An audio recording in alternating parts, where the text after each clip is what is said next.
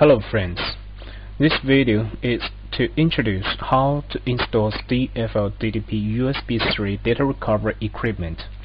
First, connect the USB 3 cable, and second, connect the external power supply cable. Okay, next, let's go to download and get the latest DFL DDP setup program from the forum or from your sales representative. Double-click to install it. Next. Accept. Next. Use the default path. Next. Okay. Next. Create a desktop icon. Next. Install. So it's very easy to install DFL DDP. Click Finish. Okay. Now let's go to the PC Device Manager here. The PC Device Manager. Once you enter the Device Manager, you will find this unknown device because the driver for the hardware of DDP hasn't been installed, so it's unknown. Right-click, update this driver, search manually the driver. Okay, we can find the drivers under the DFL DDP installation folder. Okay, here we can find the 32-bit drivers and the 64-bit drivers. If your PC has installed the 32-bit operating system, then you select the 32-bit. Otherwise, 64. Okay, my PC is 32-bit Windows 7 operating system, so I select this one. Click OK. Next. So here, if your PC has installed some antivirus software, you need to allow the installation of the driver. Okay, the Windows has successfully installed the DFL DDP driver. After the device driver is installed successfully for the DFL DDP, so you can find the DFL device under the Universal Serial Bus Controller. Okay, another point users need to pay attention is the COM port here. So sometimes if your COM port doesn't come up, you need to do the same way. Right-click, update this driver, find this driver, find this COM port driver under the DFL DDP installation folder. Here is one COM folder. Okay, select it, click OK, click next to install this driver. Okay, after the COM port driver installation, you will find the COM number, the COM5 or COM4 or COM7. This is different on the different PC.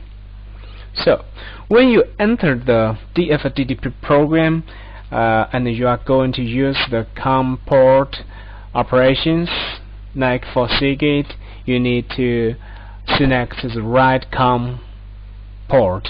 You need to select this one. So you will find the COM number within the device manager under the COM and LPT ports. Okay.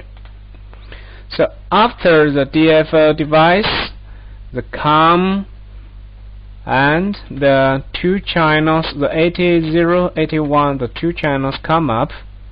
Okay. Then we can click the DFL DDP icon on the desktop. Click it.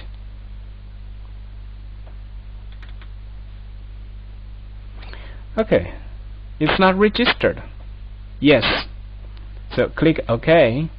Here you need to generate one registration file and email this registration file to your support engineer or to the sales representative.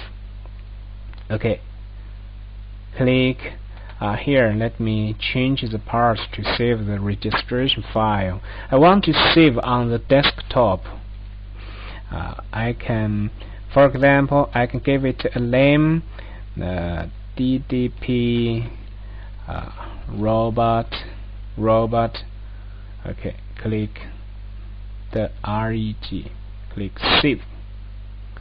Okay, so register. Okay, now you can find this reg file. So send this file to the sales representative.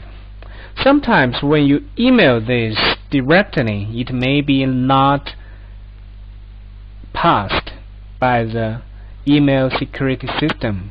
You may rename this as, for example, you can rename it as .doc.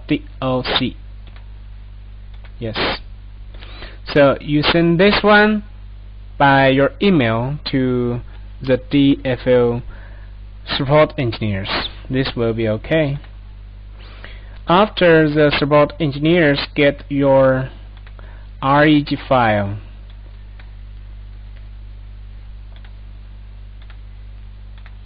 then they will send you back with one DFL.dat file. This is the real activation file. When you get this file, you need to copy it and put this activation file to your DFL DDP installation folder. Okay, put it here. Right now you can open your DFL DDP successfully. See? So you get success. Anyway, for Windows 7 or Windows 8 64-bit operating system, when users try to install the device drivers, it may be not successful.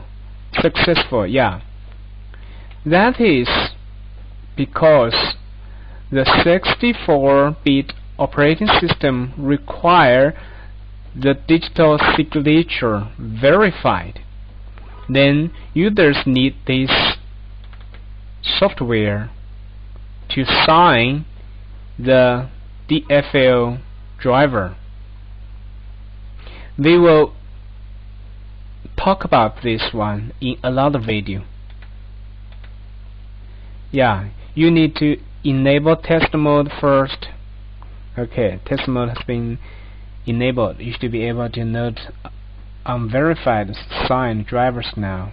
You need to restart, repeat, play. Then you need to sign a system file.